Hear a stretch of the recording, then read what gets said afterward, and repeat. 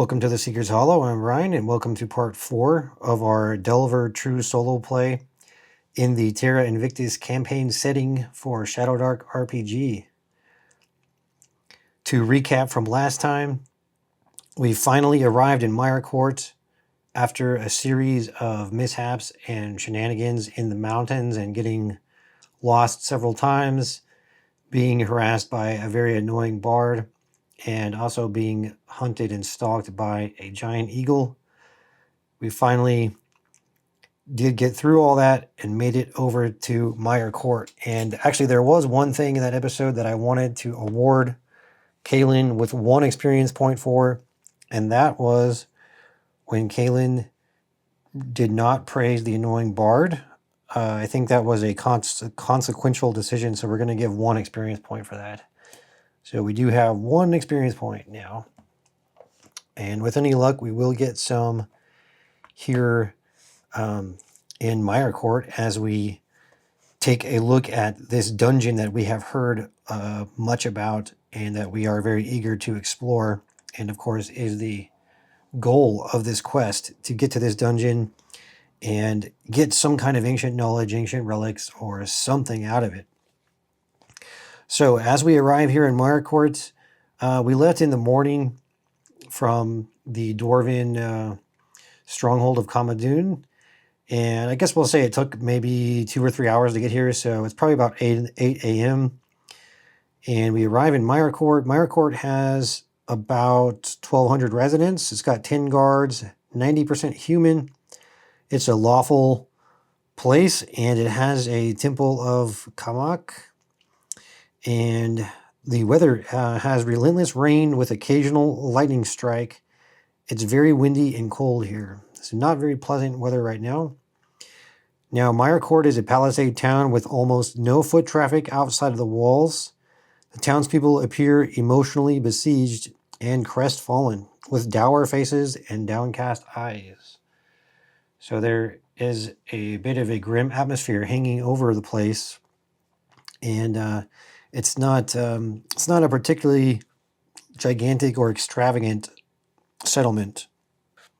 All right, so we can see that we have quite a variety of different NPCs that we can talk to. We also have a couple different discovery events. And then, of course, we do have the Mirecourt Palace Dungeon, which is our ultimate goal. Now, one thing that I read when doing your charisma checks in the settlement for a solo, it's actually written that you have 4 hours. You spend 4 hours whenever you make a charisma check. So I was kind of doing that like it was 1 hour, and I think that might be a little bit too lenient, because I think the idea behind the 4 hours is that you cannot go to a settlement and just talk to every single NPC and exhaust every single interaction in, like, say, 1 afternoon or something like that. So, and I think you can kind of play with this as you like, but yeah, so I think we'll probably go with the 4 hours. There might be some events where you could say that it would be shorter, so we'll go with something like that. So we basically have time to do 2 or maybe 3 checks right now before it gets later on into the evening where we would want to rest. So we're going to spend this day trying to gather some information, also looking for a companion, someone to basically be a pack mule for us to carry some things. And then because of our money situation, we only have like 3 pieces of silver.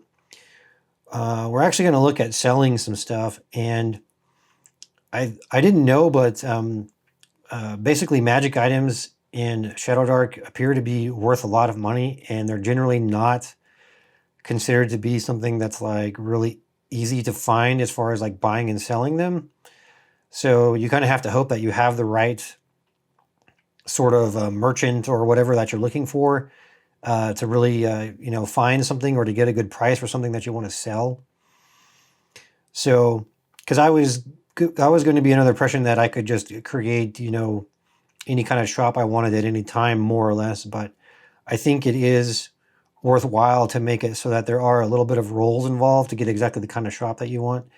So looking at our money situation, something like a potion would actually be worth a pretty good amount of money if we could find the right place to sell it. But if we're not able to find the right place to sell it, we may not get very much money for it. And even if we do find the most ideal thing, which would be like probably an apothecary or something, or maybe like a some kind of a wizard shop or something like that. Even if we do find one of those, I'm not going to give a huge amount of money for it. It'll probably be, at least you're only going to get a percentage of the value or something like that. But yeah, I guess magic items in ShadowDark are worth a lot of money. So, but anyway, cutting to the chase on that, we are going to try to sell the potion that we have, because if we can sell that potion, we can go ahead and get enough money to have a companion, and we can get all kinds of supplies to load up on the companion, like a bunch more torches, maybe some more caltrops, maybe some more oil, things like that. And if we're lucky enough to find the right kind of shop, maybe we can buy some like medicinal herbs or something that has like a small healing effect. Nothing like a potion, but maybe like a 1d2 healing effect or something like that. So let's see what we actually have access to. And then the other thing is, I kind of forgot that I had these luck tokens. I definitely don't want to forget these. So these are going to come in handy, especially as we go into the dungeon, I'm sure. So we do have 3 luck tokens that can help us to stay alive when we start getting into the crazy stuff in here. All right, so now as far as what kind of a shop we might have, I'm going to use some of the random generation here.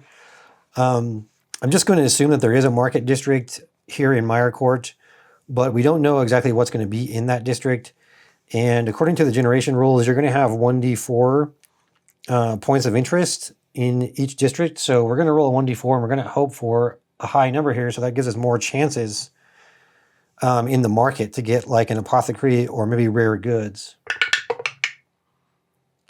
All right, so we rolled a 4. So we're going to have 4 chances to get what we want. So that's pretty good. And let's roll a d6 now to see. We're going to get to roll 4 times. So we have a 6. There's an illicit black market. Now that could come in handy for a character who's not lawful, but our character is lawful, so we're not going to be going there. We have a 4, which is a rare and exotic goods, okay. And we've got a 1, which is a fortune teller. And we have a 5, which is an apothecary. Okay, so that's exactly what we wanted to get. So we're going to want to go to the apothecary and talk to them there and see about selling this potion. Now, it might be of interest to generate an NPC here for the simple fact that we probably could be coming back to this place, as we need different supplies and things. So let's roll up an NPC here, and we'll write down some information for them. So let's roll an ancestry. And we got a 1, so this is going to be a human. Okay, that makes sense. So we're in the apothecary, and we've got the NPC there, which is a human. And then we'll roll for the age, which is going to be a D8 roll. And that is a 3, so they are an adult. And we're going to roll for the alignment. Now, I wouldn't think it would make any sense for them to be probably anything except lawful or neutral, so we're only going to look at a D4 roll here. All right, they are lawful. And then wealth. 2, standard wealth, okay. And then let's look at maybe some NPC qualities. So we'll roll a D20 for that. We're going to roll appearance. This is going to be 11, so they are sweaty. That's kind of interesting. And what is their kind of little habit? They twitch. All right. Maybe they've been imbibing in some strange potions or something here. Okay, what's their secret? They're in a religious cult. Okay. All right, so there we have our NPC there. We would like to get a name for them, though. So let's make an NPC name. This is going to be a human. And we got a 10. This is Ecam. So yeah, Ecam the apothecary is sweaty and twitchy, a lawful human adult with standard wealth. All right. So we walk into the apothecary and we're going to talk to Ecam, and we're going to want to use some of our excellent charisma skills here, possibly. But we plop the potion down on the counter there, and we say that this is a very, very valuable potion, and we would like to get lots of money for it. And how much are you going to give us? And I think what we'll do here is we'll basically do a charisma check, and the higher we do on the check, the more they're going to give us for it, up to a certain amount. I'm not going to have them give us a crazy amount of money, but let's see what we get on the check here. All right, so we got a 10, which would be a 15 with our bonus. So that's pretty good. That's kind of like maybe about, maybe like a 50% or 60% value for the potion. And I think in here it says kind of a common value for magic items, which I was pretty shocked at how high the value was. It was something like 3 or 4 times 100 gold or something crazy like that. But let me find that, and then we'll determine the value that way. All right, so here's your magic item values. And weak magic items are worth 1d6 times 100 gold, which is pretty crazy. So I think that we could call this potion a weak magic item. It's definitely not a very powerful one. So yeah, let's roll 1d6. So that's going to be 2, so it's worth 200 gold. So we'll say that they'll give us 50% of the value. We could say maybe 60%, but let's say that they have to take 10% for an identification fee because we don't know what kind of potion it is. So they're going to give us 50% of the value. So we're going to get 100 gold for selling this potion. And this would be a good time to ask the apothecary if they have any sort of maybe like a medicinal herb poultice or something like that. Not as fancy as a magic potion, plus we probably wouldn't have the money for it anyway, but maybe some kind of very, very minor healing poultice or something of that sort.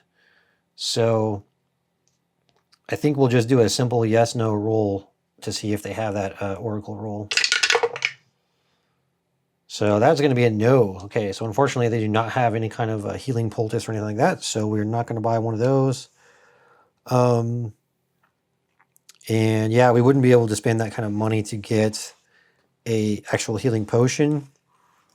And I think that's going to be all we're going to do at the apothecary, but we do have 100 gold pieces now.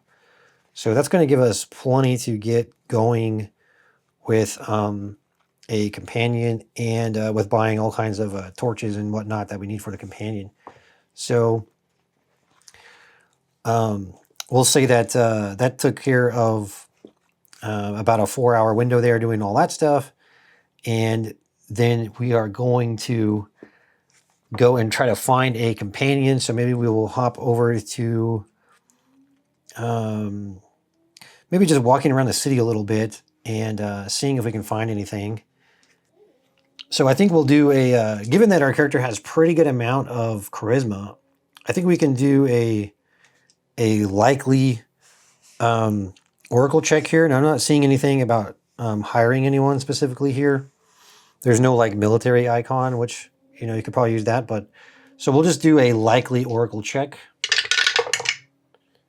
And yeah, we got a yes this time. So we are able to find a strapping lad that could carry our stuff for us. And we're going to want to negotiate a weekly salary. So I think we'll do like a D20 silver is going to be their weekly salary. And let's roll for that, what their weekly salary is going to be. So 11. Okay, so they will get 11 silver weekly for their salary. So let's roll, let's roll him up. And right here, we've got 11 silver per week. And yeah, we will roll up the character. Okay, so I'm trying to save some time here, and I actually just found a stat block for a laborer from a companion supplement. So I just went ahead and did that. And then we're just going to look at what gear we want them to carry. I think we'll probably take a few of the things off of our own character. So we'll probably keep the 2 torches because those are always good to have. And I'm not going to let Garrick, our laborer, I'm not going to let them do any kind of combat actions. So I probably won't have them, hold weapons or anything like that. So we're not going to deal with that. But Garrick has 17 strength plus 3, so that's basically going to be 20. So we have a full 20 slots because I'm allowing the strength mod to count. So yeah, we've got plenty of slots here.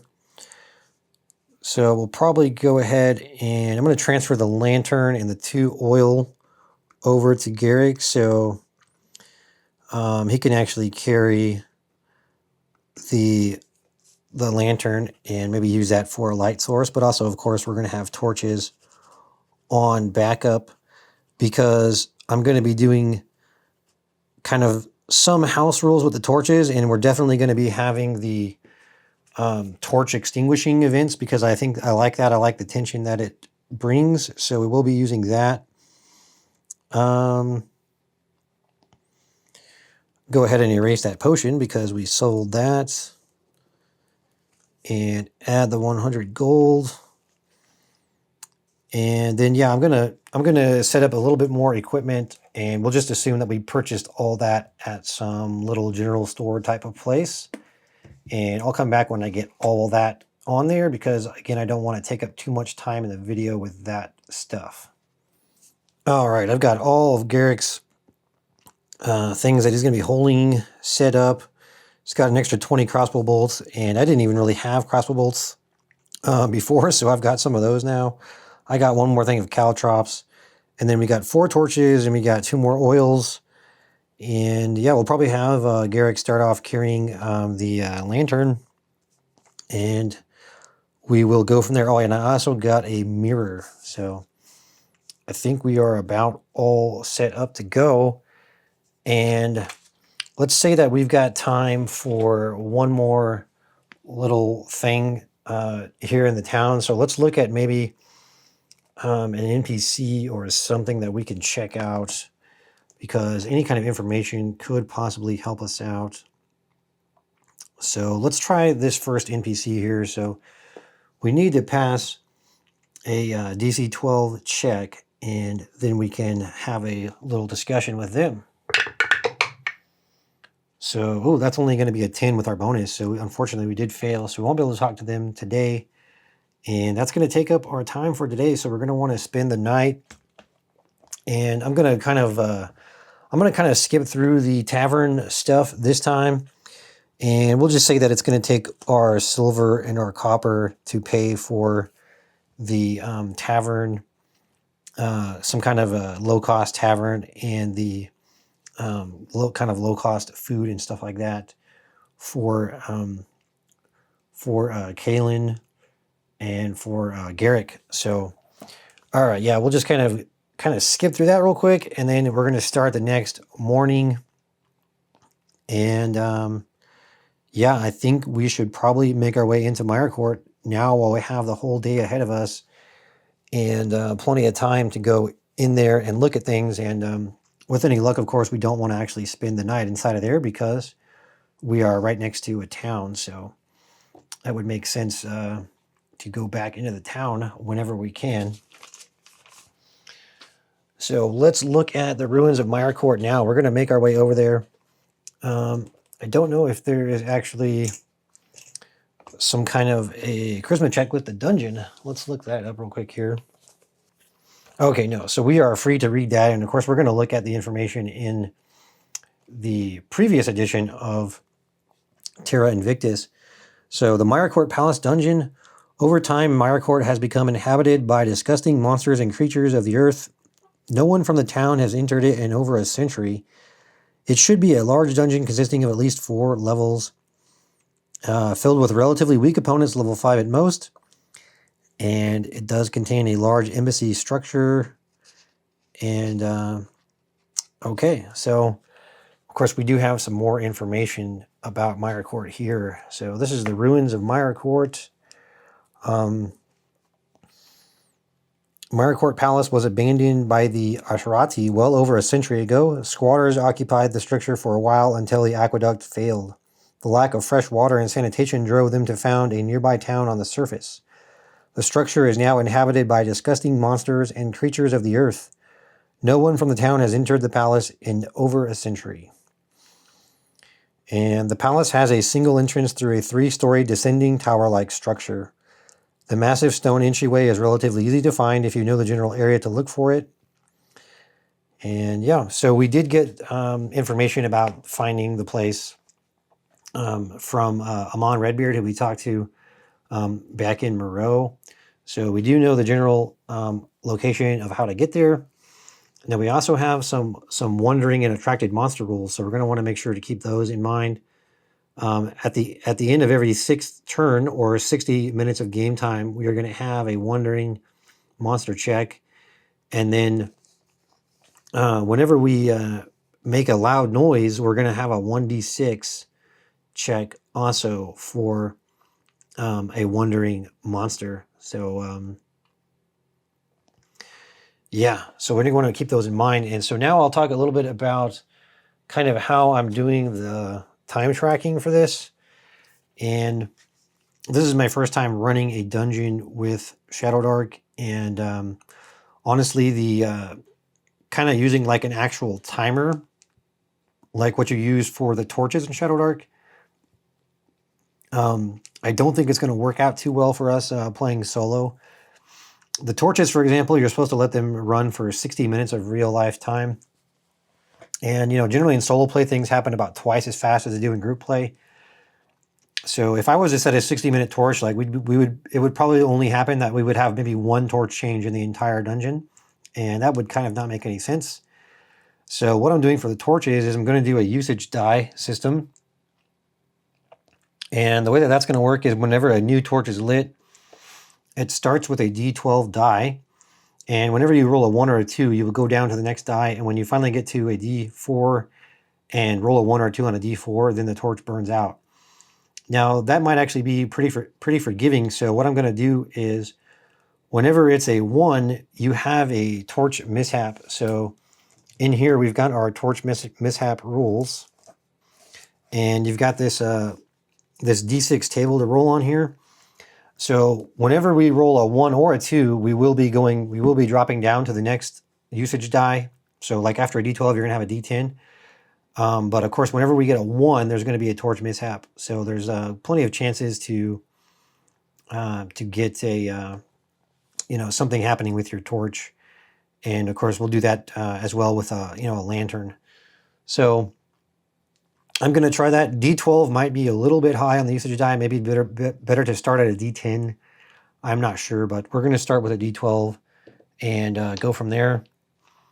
So that's how I'm going to do the torches. Now, for the dungeon turn tracking, I believe the way that ShadowDark works is that you also use a real timer, and you have 6 minutes of real time for each turn. And again, that's with a group, and in solo, that could happen quite a lot faster. You can do much more things in 6 minutes if I was to set a real life timer. So I don't think that's going to work very well either.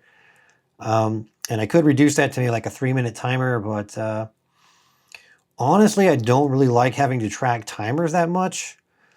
There's a lot of things that can happen where the time gets messed up and then you totally forgot how much time you have.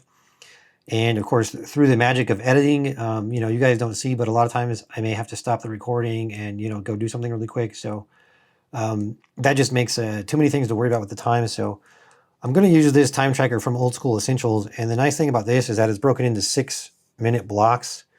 So kind of what I'm going to do is like 1 actions would be 1 minute. So if you walk into a room and just glance around, looking for any, you know, doors, whatever, that's going to be like 1 minute. If you like walk over to a statue and examine a statue, that's going to be 1 minute, and so on and so forth. And, you know, if you do something more complicated, maybe it'd be 2 minutes.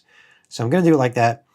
I don't think this is going to be perfect either, but I'm just going to try it. But, you know, hey, let me know what you guys do for solo time tracking when you're doing dungeon crawls. And if you do use real time, let me know. Maybe it works really great. On YouTube, it might be a little bit harder to actually use a real life timer, but I'm going to try to use this and we'll see how it goes. It is still going to take a fair amount of tracking and looking at things, so we shall see. All right, so we're going to go into Mirecourt now. I'm going to want to bookmark this page so we can keep checking our random tables there. So we're into room 1. And what do we see as we walk into Mirecourt? The massive stone doors that guard the entrance to Mirecourt have been pushed inward, breaking the metal and stonework of the hinges. They cannot be closed without significant repair work. The once orderly hewn stone floor has invaded by vines and weeds that sprout up through every crack. Creeping moss covers large portions of the flooring.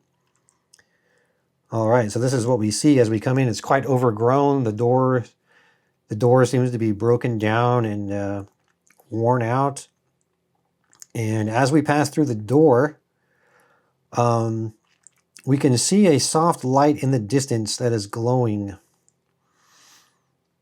And that light is actually going to be in the Mirecourt 5 room. Okay, so we see this, we walk in, and we're certainly going to survey our surroundings very closely and look around and see what we can see.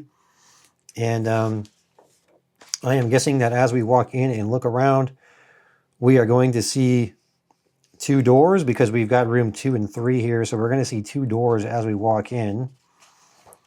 And 5, the light that we saw is up ahead. So I think we will continue up ahead and go look at number 5 before we start surveying any side rooms or things like that. We probably want to try to make sure that this area is relatively safe. So we come into the main room and the ceiling rises into a dome at this location with beautiful blue, white, and aquamarine mosaic tiles arranged to create the illusion of a false sky. The floor is covered in thick, hardy mosses, lichens, and twisting vines that become as thick as a human arm in some places. The air is moist and pungent with the scents of the forest, despite being underground. So it's very overgrown and very much plant and earthy atmosphere. A yellow-tiled sun is slightly off-center at the back and appears to be enchanted by continual light magic. It provides a soft illumination to the area. So there is a enchanted light. That's that soft glowing that we saw. And finally, it says that anyone who lingers under the sun for more than a few seconds risks attack from an assassin vine hiding in the thick growth on the floor. All right. So we've got something that wants to attack here. And assassin vine, I'm guessing it's going to be very sneaky. So does our character linger there? I think we can do some kind of a stat check here. Maybe intelligence or wisdom to indicate that our character is paying close attention and looking for signs of danger. So, all right, let's have Kaylin roll a wisdom check here. And yeah, well, I guess we'll do a DC 12, so it's going to be a normal check, and we'll see how that goes. And if Kaylin passes that, that means that Kaylin was aware that there is something off and not safe right there, and so Kaylin is very wary if we pass this. All right, 11, and then we have a +1, so we did pass it. So Kaylin senses that this is not safe, so Kaylin immediately moves out of the area, off to the side, maybe back toward the entrance area. And we are lucky enough not to be attacked by the vine for right now. So now Kaylin doesn't know exactly what's in there, but Galen knows that it's definitely not a safe place to be. All right, so I think we're going to want to have Garrick light the, probably just light up a torch. So Garrick is going to light a torch, and that puts us now on the usage die. And so whenever we enter into another room that we've never been into, that's when I'll roll the usage die. So we did see those two doors up at the front, so maybe we can take a look in those doors. So let's look at, let's see what's behind door number 2. Wrought iron shelves adorn the back wall of this room, and the splintered remains of old wooden racks can be found all over the floor. A bloom of blue-capped mushrooms is growing wild in one of the corners. All right, so we walk in and we see the blue-capped mushrooms. Now, we know from what Amon Redbeard said that there is dangerous fungus in this area. I believe that's the note that I wrote down. Yeah, there's deadly fungi in here. So I think we are just going to stay away from that because we've already been alerted by Amon Redbeard about the danger of the fungus here. So we are just going to simply walk out of there. But because we went into a different room, we need to roll for the usage die check on our torch. So that is a 7. So our torch is going to be perfectly fine for right now. And let's look at about how many turns that we just took here. So we walked in and scanned the area. So that's going to be like a minute. And then we walked in further and scanned the area around the center of the room near the soft light. So that's going to be about a minute. And then we walked over and took a look at room 2 and scanned that. So we've spent about 3 minutes already. And we're about halfway done with our first turn in the dungeon. So now let's make our way across the hall over to room 3 and see what we have inside of there. The thick wooden door is locked.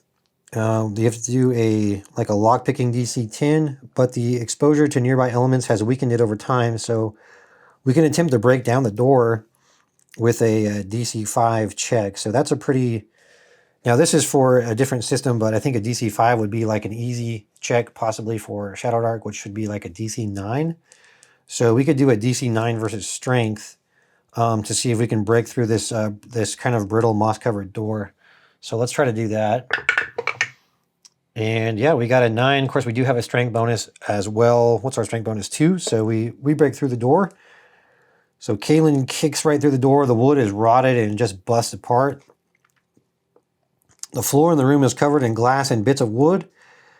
There are wrought iron shelves on the back wall that have partially collapsed. It appears to have been a storage area in prior years.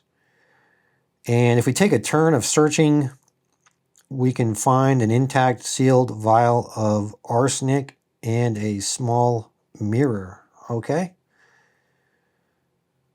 So yeah, that's fine. We'll take a turn of searching, and we'll say that's going to bring us to the end of our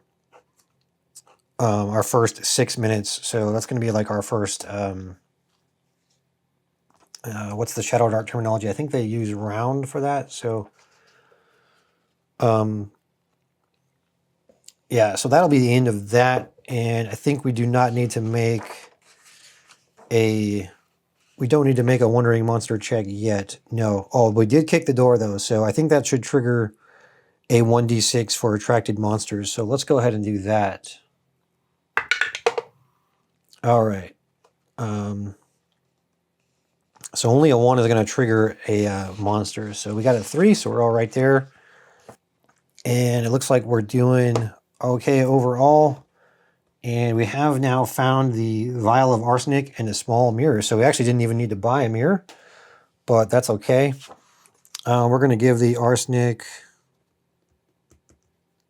and the extra mirror over to Garrick, and he's going to hold that for us. And we did enter a new room as well, so we're going to need to check our usage die for our torch. And we got a 7 again, so we're getting lucky 7s on the torch. All right, now we're going to move back into room 5, and that's going to be a room that we've already been into, so we don't need to do another torch check as we come into there. And I think we'll spend a little bit to look around room 5. So we're going to spend 1 minute looking around, and we'll probably take a look at the map here. So as we survey the area, we can see that there is a stairwell that is leading up. We can see that there is a door over to the east, and we can see that there is a door to the southeast and a door to the northeast, and there is also a wall or something to the south. So maybe we can go over and look at that. Oh, so that is actually, okay, we'll go over and look at number 6. The crippled remains of a crane arm extend out over a deep pit in the floor. The pit leads down 2 floors to Mirecourt 20. It was once a cargo crane to lower heavy items down to the lower levels. It is now simply a straight drop. If we listen at the edge, we might be able to detect a soft hissing noise coming from below. Okay. Well, that's interesting. So that is actually a pit right there and not a wall or anything. And so, yeah, I think our best bet is to probably continue on this level and explore some of these other doors that we are seeing over to the east. Maybe we'll make our way over to door number 9 and see what's in there. So we go to number 9. The room is covered in large mushrooms, 3 to 5 feet tall, weighing 60 to 80 pounds. Their crowns are mostly greenish blue in color with blood red stalks. The floor is partially covered in soil and mossy rocks. And the air is even more pungent than surrounding areas and feels thick with moisture. As the characters move into the room, some water will condense on metal surfaces such as armor plates, weapons, or shields. A spore man and 2 giant fungi mixed in with the mushrooms. They are mixed in with the mushrooms. The giant fungi have adapted to present a similar appearance but are covered in a yellowish-brown mucus-like film. The spore man will wait until characters have moved into the center of the room before casting obscuring mist and thus signaling to the giant fungi to begin their own attacks. Oh boy.